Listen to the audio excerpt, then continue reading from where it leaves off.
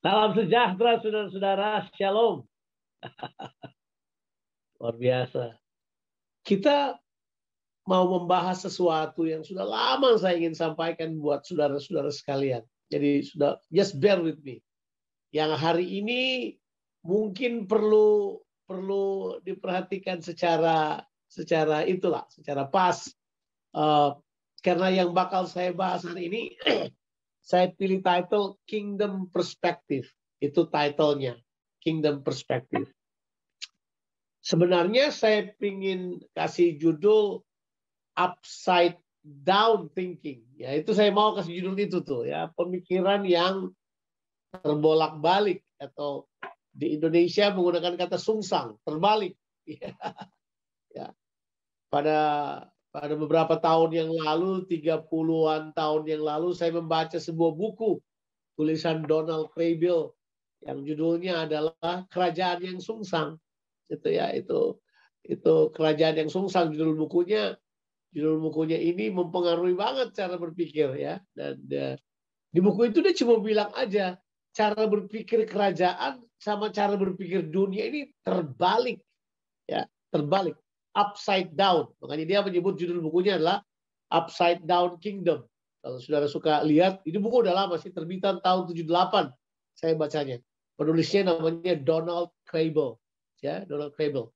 Ini adalah salah seorang penulis yang saya suka baca beberapa bukunya.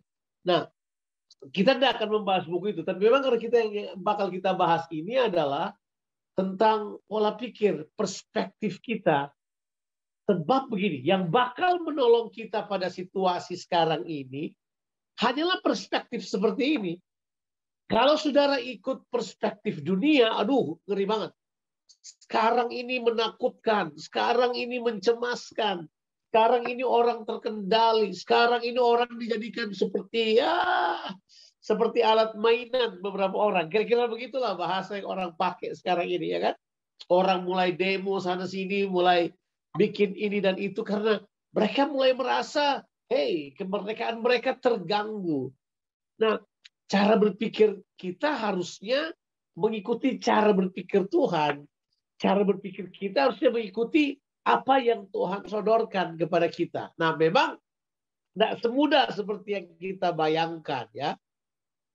Kalau saudara baca di Alkitab, misalnya saudara baca 1 Korintus pasalnya kedua, saudara boleh buka ayat tersebut sekarang, 1 Korintus pasalnya kedua, itu bercerita tentang hikmat salib kan. Wah, itu dibilang begini, penguasa dunia ini salah sangka. Ya. Waktu mereka membunuh Yesus, mereka kira mereka menang. Salah. Ya. Waktu mereka menyalibkan Kristus, mereka rasa mereka menang. Ternyata justru itu titik kekalahan mereka. Terbalikkan konsep berpikirnya. Kalau saudara baca mundur di 1 Korintus pasal 1 ayat 25 sampai ayatnya yang ke-30. Di situ diberitahukan buat kita. Hikmat Allah beda dengan hikmat kita. Misalnya, kalau saudara masuk kantor atau saudara pilih orang, kita mau pilih orang yang terbaik. Kita mau pilih orang yang paling kuat, yang paling pintar, pokoknya semua yang paling kita ambil. Kita menyebutnya sebagai top quality people. Kita mengambil orang kayak gitu sebagai rekrutmen kita. Ternyata Tuhan kayak gitu. Alkitab bilang, Tuhan justru rekrut, Tuhan justru pilih orang yang lemah, orang yang bodoh bagi dunia, orang yang lemah bagi dunia. Dia ambil mereka ini, kemudian dia pakai mereka ini untuk mempermalukan hikmat, kepandaian dunia ini. Terbalik kan? Beda. Nah, terbalik gak sih? Terbalik, ya terbalik. Kok pilih orang bodoh? Ya gitu. Ya kan? Ya. Terus kemudian kita melihat hal tersebut, kita pikir, wow, apa ini? Ya kan? Ya. Dan memang ternyata perlu sekali itu perspektif kita itu mengikuti cara berpikir Tuhan. Nah, coba kita mundur. Nah, saudara pasti tahu cerita ini. Sekali lagi, kapan-kapan saudara baca Matius 5 sampai Matius 7, gitu kan? Matius 5 sampai Matius 7. Saya tidak kasih satu ayat, tapi coba baca keseluruhannya. Kemudian lihat narasi yang dibangun di Injil Matius tersebut. Ya, kalau saudara baca Matius 5 sampai Matius 7, saudara akan menemukan bahwa Yesus itu datang, kemudian dia menyampaikan pemahaman-pemahaman, dia menyampaikan pemikiran-pemikiran yang sungguh-sungguh pada zaman itu, apa saudara? Jumpalitan, sungsang, upside down. Jadi orang pikir, apaan ini? Ya. Dan coba perhatikan, kalau saudara baca, Yesus tuh menggunakan bahasa yang jelas. Dia menggunakan ini. Kamu dengar daripada perjanjian lama ini, tapi aku berkata kepadamu ini. Nah, itu kan jadi dia betul-betul menyodorkan pilihan bahwa kamu mau pilih yang mana, sebab ini dua akan menuntun saudara kepada sebuah kehidupan yang sangat berbeda. Nah, kalau saudara belum pernah sampai ke sini, mungkin saudara perlu mempertanyakan. So, ini penting sekali, saudara. Ini penting sekali bahwa kita memiliki perspektifnya, sudut pandangnya, cara pikirnya Tuhan untuk berhadapan dengan apapun yang terjadi. Supaya kita tidaklah menjadi orang yang kedapatan, ini tersangkut, dikalahkan, kalau saya punya bahasa, ini bahasa yang saya pilih hati-hati. Kita kemudian teraniaya di dalam sebuah dunia yang Tuhan mau kita menang di situ. Ya itu harusnya kita melihatnya dengan jelas. Kalau saudara perhatikan baik-baik, misalnya ya kalau saudara baca Injil Matius, saya kasih sedikit highlight kecil-kecilan lah mengenai Injil Matius pasal 5 misalnya, gitu kan? Jadi Injil pasal 5 Tuhan bilang kayak begini, kerajaan Allah tersedia buat semua manusia. Ordinary people pun bisa mendapatkannya. Bahkan Yesus datang sambil berkata begini, berbahagialah orang yang miskin. Coba saudara bayangin, mereka lagi dijajah, lagi susah, tiba-tiba datang perkataan, berbahagialah orang yang miskin. Marah nggak sih? Marah dong. Apaan ini? Yesus mau beritahu begini, di tengah-tengah situasi kamu terjajah, di tengah-tengah situasi kamu begini, kamu jangan menyerah pada dunia yang ada di luar. Kamu bisa membangun dunia di dalammu yang berbeda. Kamu bisa keluar dengan pemahaman yang berbeda dari dalam. Kamu bisa lewati semua ini. Yang miskin, berbahagialah kamu, sebab kerajaan Allah diberikan kepadamu. Wow, kaget semua orang. Ya. Kata lagi yang berikut, berbahagialah yang lapar dan haus. Lebih gawat lagi. Di mana ada orang lapar bahagia? Jangan ada orang lapar marah-marah. Ya. Dari mana? Tapi dia berkata, no. Kalau kamu lapar dan haus akan kebenaran, kamu bahagia. Wow. Orang punya kepala pasti kesetrum. Ini apaan ini? Ya kan? Bahasa yang saya pakai, rambut yang lurus jadi keriting. Yang keriting rambutnya jadi lurus. Berbahagialah orang botak pada waktu itu. Rambutnya tidak akan berubah apa-apa. Tapi yang diberitahu di sini adalah bahwa orang betul-betul mengalami keterkejutan. Kemudian Yesus berkata begini, sekalipun kamu miskin, sekalipun kamu tidak berdaya, sekalipun kamu apa ini, kalau kamu percaya kepada Tuhan, kamu akan menjadi terang dan garam dunia. Wow. Dunia kayak mana ini? No. Ya. Hello, kamu dapat menjadi terang dan garam dunia. Wow. Yesus kemudian memperkenalkan sesuatu yang menurut saya ini yang penting menjadi perspektif kita. Ini dia berkata begini. Kamu harus champion di dalam inward reality. Ini dia. Kamu harus champion di dalam realitas yang di dalam. Kamu harus menjadi orang-orang yang paham bahwa realitas di dalam saudara itu penting sekali. Itu jauh lebih penting dari apa yang terjadi di luar saudara. Realitas yang di dalam ini penting sekali. Wah, makanya kalau saudara baca dari ayatnya yang ayatnya yang ke pasal 5, kalau saudara baca ayat ke-17, 18 dan seterusnya, Yesus mulai berkata itu realitas yang di dalam. Misalnya, ya, kalau kamu membenci orang, kamu udah membunuh saudaramu.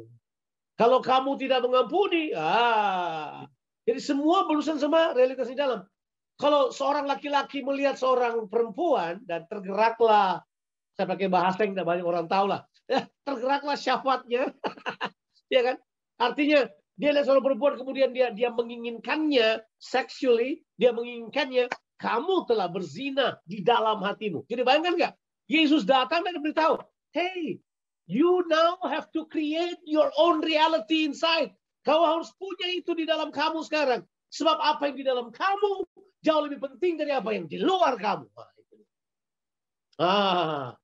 Ya kan? Inward reality ini penting. Sampai Yesus beritahu begini. Gini ya. Di luar itu bisa kelihatannya orang lain yang bersalah kepadamu. Di luar itu orang lain kelihatannya bersalah kepada kamu. Tapi kamu ya, dengar ini baik ya. Kamu yang harus datang dan berdamai dengan orang tersebut. Kaget nggak sih orang? Coba. Yang salah dia, yang minta maaf gue. Gimana? Apa ya? Tapi begitu. Tapi begitulah. Dia bilang, ada realitas di dalam yang terbangun. Nah, makanya benar. Waktu dia bilang begini, aku menjadikan segala sesuatu baru. Begini. Dia kemudian beritahu buat kita, yang baru itu dimulai dari dalam kita. Realitas ini jadi jauh lebih penting. Kita kemudian dapat berkata gini, oh ya. Dunia di dalam saya jauh lebih penting daripada dunia yang di luar saya. Kalau saya bilang dunia, realita ya. Realita di dalam saya jauh lebih penting daripada realita yang di luar saya. Saya harap saudara masih bisa mengikuti saya ya. Sekali lagi ini bukan khotbah yang kayak biasa. Ini perlu pemikiran saudara ini. Karena saya mau supaya kita semua pahami hal ini. Sebab apa yang bakal nanti terjadi dalam pilihan-pilihan kita nanti, itu akan sangat diputuskan oleh realita yang di dalam kita. Kalau realita dalam kita ini tidak ada, mengerikan sekali. Kita hanya akan ikuti saja, kita akan terhanyut di bawah oleh dunia ini. Karena realita kerajaan itu tidak ada di dalam kehidupan kita. Ya. Apalagi, kita sudah tahu bahwa kalau realita di dalam kita hidup, nyata, gini nih, hukum lahiriah di luar tidak terlalu berpengaruh kok sebenarnya. Kalau hukum yang di dalam itu hidup. Makanya Yesus mulai memberitahukan hukum-hukum kehidupan. Iya kan? Hukum-hukum kehidupan. Sebab kerajaan Allah itu hidupnya lebih daripada sekedar cuman tidak membunuh orang. Dia lebih daripada itu. Dia lebih daripada cuma karena nggak membunuh tapi boleh membenci. Enggak. Kamu membenci aja sudah sama dengan membunuh. Kamu merendahkan orang lain aja, kamu udah dehumanize orang. Itu nggak boleh. Nggak boleh. Itu dia tuh. Nah, kerajaan Allah lebih daripada sekedar legalitas yang kita miliki. Jangan ini, nggak boleh itu. Jangan. Dia bukan itu. Bukan. Kalau di dalammu kamu memiliki kemerdekaan karena Kristus, karena kasih, maka kamu akan melakukan sesuatu keluar dengan cara yang berbeda. Kamu mengasihi orang yang tidak layak dikasihi. Kamu menolong orang yang tidak layak ditolong. Kamu mulai mengerjakan hal-hal yang berbeda sama sekali. Dari mana lahirnya itu? Dari realitas yang ada di dalam kita. Realitas kerajaan Allah yang ada di dalam kita. Itu akan menolong kita melakukannya.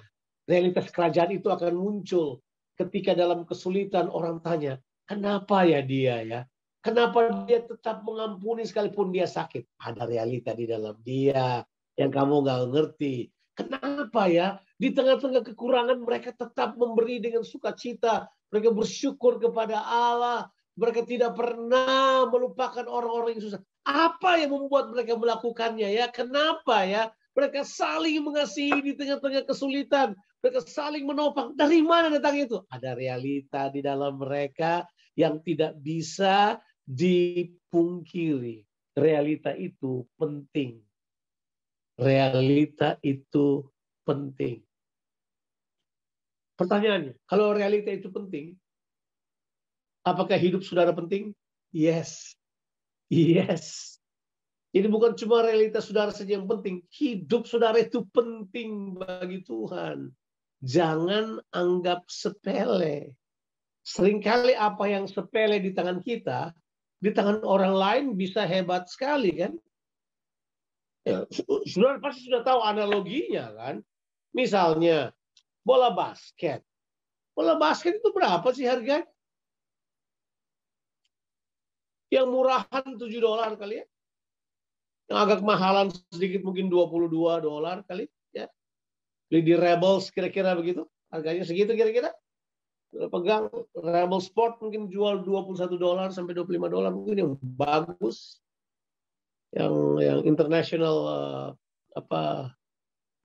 ukuran internasional bagus segitu kali harganya. Tapi coba kalau bola basket dipegang oleh Michael Jordan. Oh, coba bola basket dipegang oleh orang-orang yang berbakat luar biasa. Itu harga miliar dolar itu harganya. Harganya jadi mahal banget kan. Cuma karena ada orang yang punya realita di dalam mereka. Ada bakat-bakat dalam mereka yang pegang hal-hal yang kita nggak anggap berharga jadi berharga. Iya, iya. Nah, nggak usah khawatir, saudara. Sebenarnya itu cuma beritahu buat kita. Saudara mungkin nggak menganggap hidupmu berharga. Tapi kalau saudara dipegang oleh Tuhan, oh jangan salah. Jangan salah. Dia bikin saudara dapat bukan cuma sekedar berharga. Saudara menjadi begitu penting di dalam memainkan, menjalankan, menyelesaikan apa yang Tuhan rencanakan buat kita. Realita ini penting.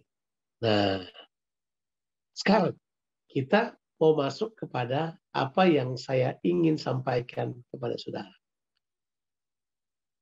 Realita itu terjadi bagaimana dalam diri kita? Kristus yang bawa realita itu.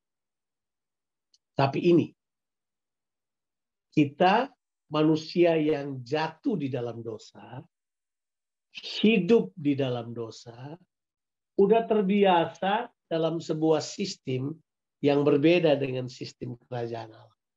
Nah, sebelum ganti sistem, orang perlu ganti pola pikir, betul nggak? Makanya Yesus juga tahu itu nggak gampang, tidak gampang, tidak mudah ganti sistem. Iya, kita sudah tahu kan, waktu kita baru datang dari Indonesia, datang ke Australia, itu ganti sistem. Iya, dulu kita main nyebrang seenaknya aja. Coba di sini lu nyebrang seenaknya. Coba, iya, iya, coba aja. Kita dulu kalau bawa mobil begitu jalan kosong, udah jelas. Tancap gas. Di sini coba jalan kosong. Coba aja. Kalau belum kena sekarang, mungkin nanti akan ada surat-surat cinta datang kepadamu. Itu jelas. Kita tahu bahwa perbedaannya sangat besar. Saya bersyukur waktu datang pindah ke sini, ada orang-orang yang tolong kita. Ini loh, ini begini loh. Kemudian kita harus ada penyesuaian. Dan memang betul, ganti sistem kehidupan sudah pikir gampang. Tidaklah. Tidak semudah yang dibayangkan. Tidak gampang ganti gaya hidup. Tidak gampang. Itu udah melekat pada kita, itu di pola pikir. Itu udah perspektifnya kita. Oh, ganti. Iya kan? Iya. Terus kenapa? Disitulah kemudian di dalam Yesus memberitahukan kepada mereka, Yesus mengajarkan kepada mereka, ada yang disebut dengan yang namanya, saya menyebutnya ya, saya memanggilnya sebagai spiritual formation. Ada yang disebut dengan pembentukan atau formasi rohani yang harus ditaruh dalam kehidupan kita. Nah, spiritual formation itu banyak dari kita yang udah lewati. Tapi kita nggak tahu itu spiritual formation. Misalnya, kata sederhana ini loh, bertobatlah. Nah, bertobatlah itu adalah spiritual formation, Bapak Ibu. Jadi nggak usah malu kalau disuruh bertobat. Nggak usah marah kalau disuruh bertobat. Saya pun masih bertobat sampai hari ini. Karena itu part dari spiritual formation. Zaman dahulu kita suka salah. Kamu bertobat tahun berapa? Tahun 82. Oh, puji Tuhan. Berarti sekarang kamu sudah oke. Spiritual formation itu kadang-kala dia bisa berlangsung setiap hari dalam kehidupan kita.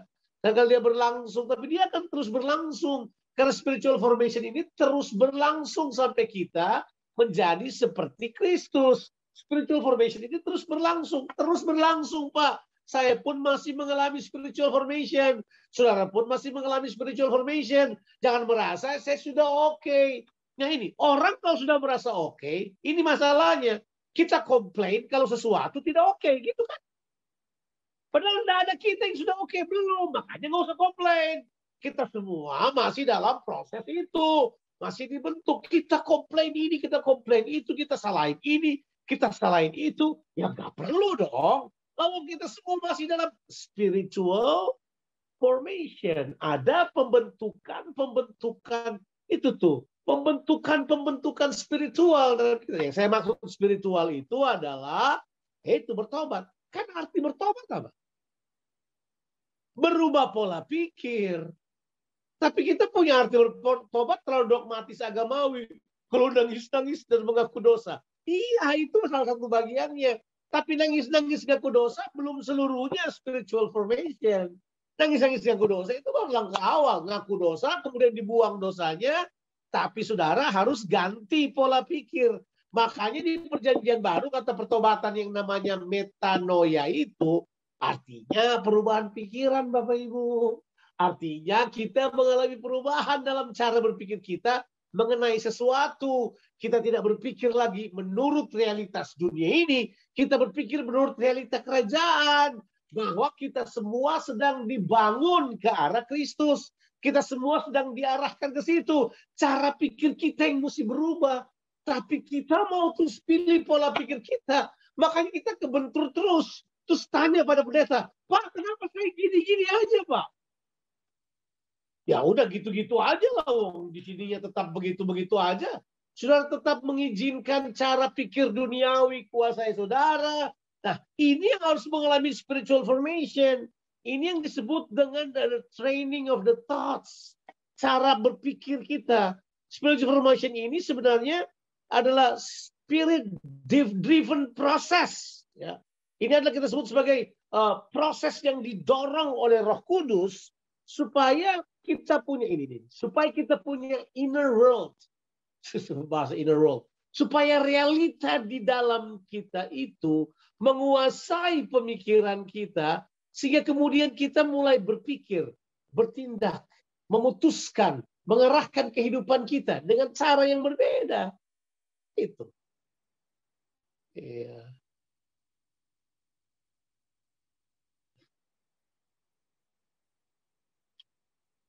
Nah, saya mau saudara merenung sebentar dan berpikir, sudahkah saya memang mengalami perubahan seperti yang Tuhan kehendaki?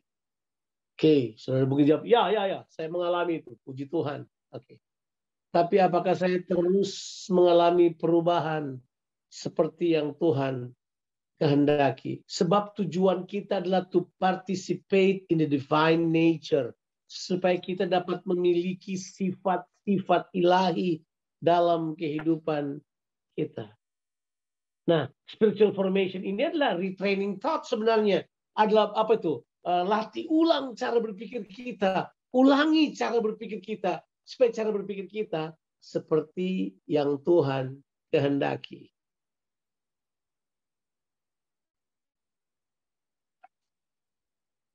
Masihkah saudara memiliki spiritual training saudara?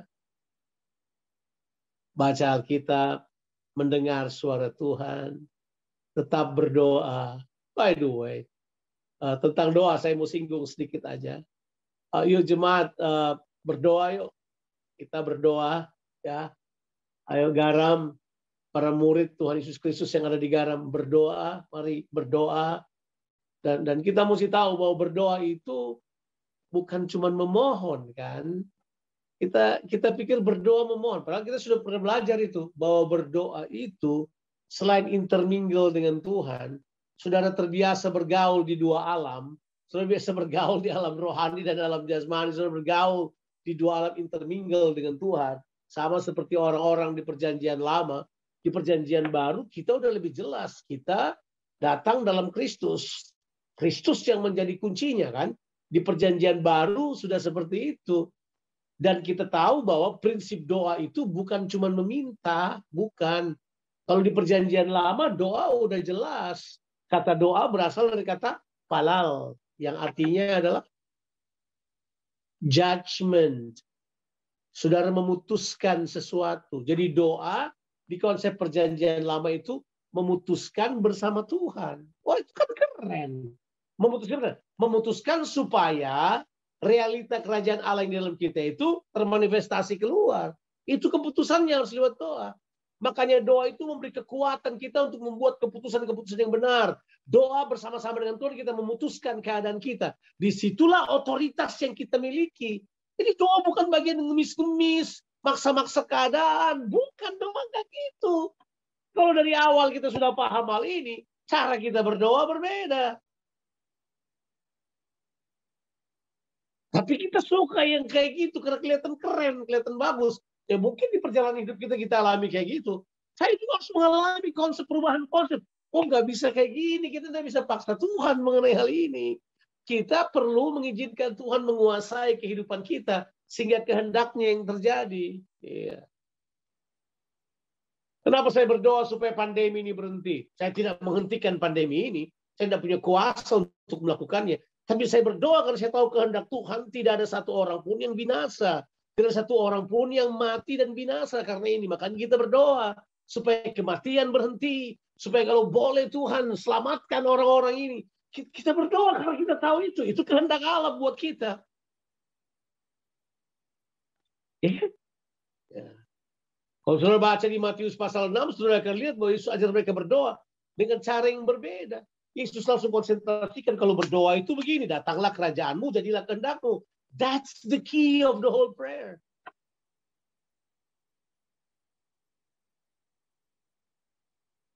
Ya. Siap.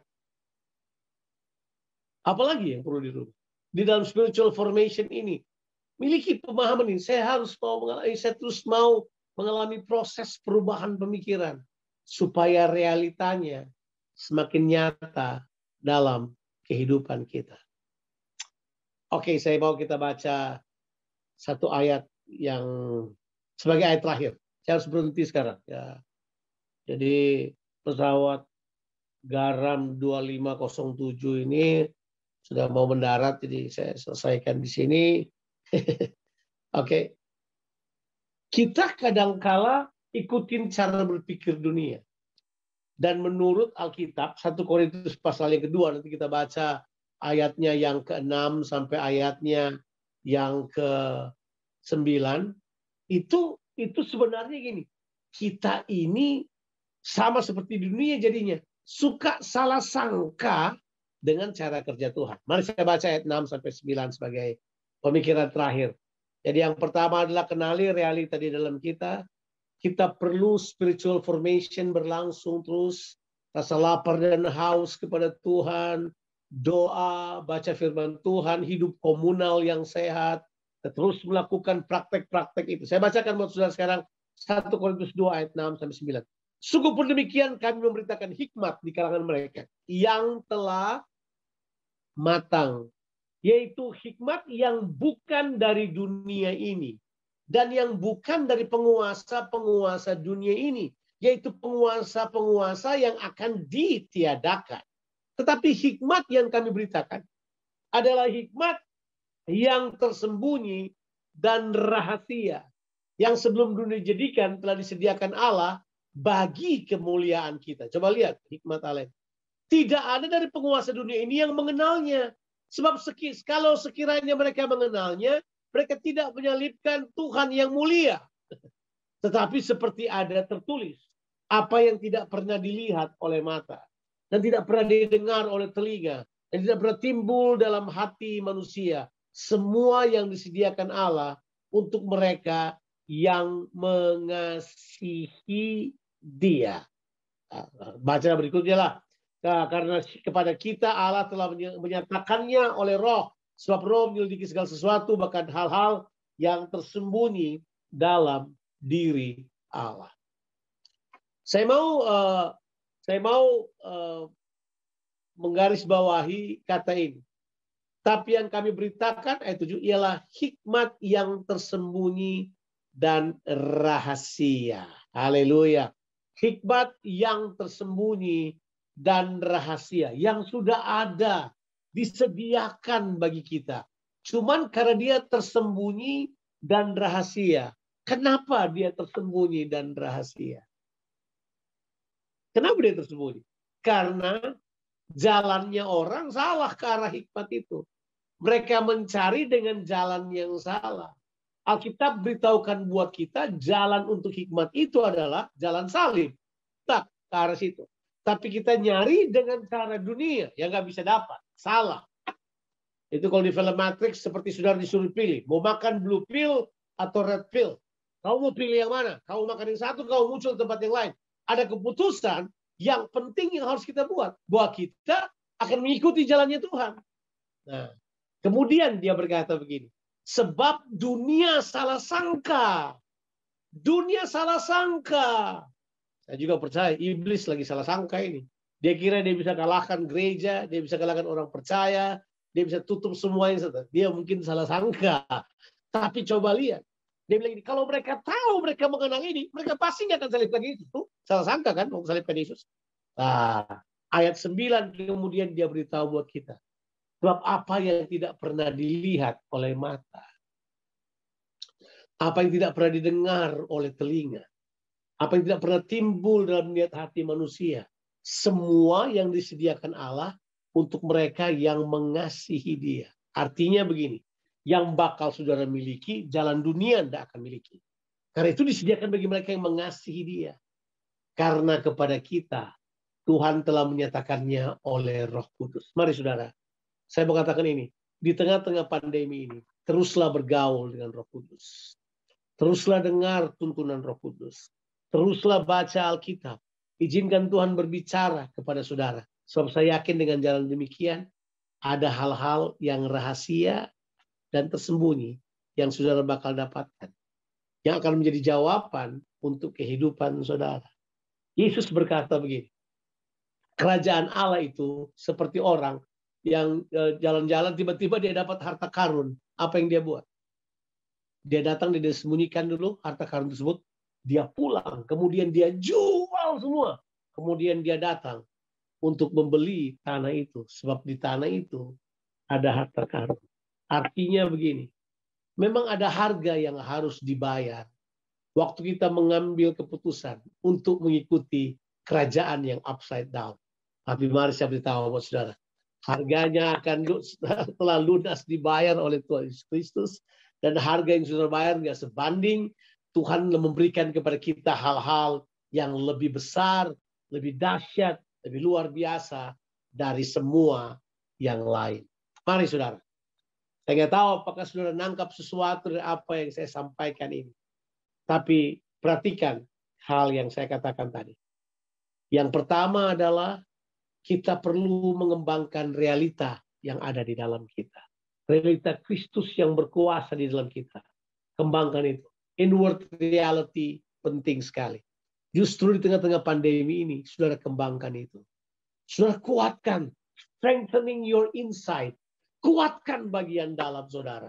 Kekuatan dari dalam. Ada yang berkata, ya kuat dari dalam kalau nggak makan. Saya percaya Tuhan tetap akan cukupkan kebutuhan saudara.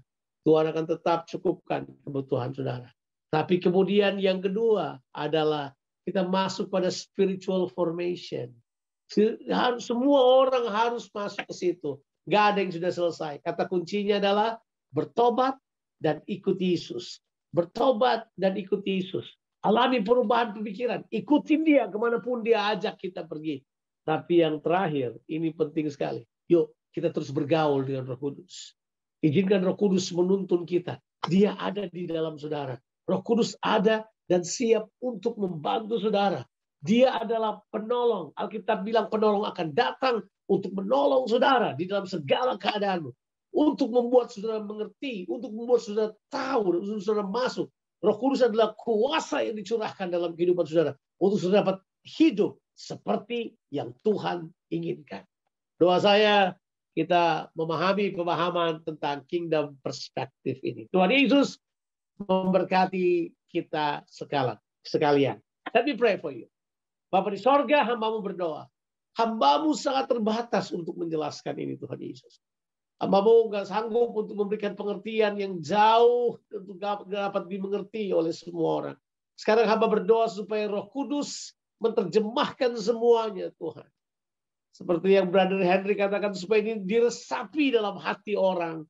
Supaya mereka mengerti dan mereka melakukan dalam kehidupan ini. So we pray that the power of the Holy Spirit, kuasa dari Roh Kudus dinyatakan buat kami sekalian. Berkati kami Tuhan. Terima kasih buat hari ini. Dalam nama Tuhan Yesus Kristus. Haleluya. Amin. Amin. Amin. Tuhan memberkati.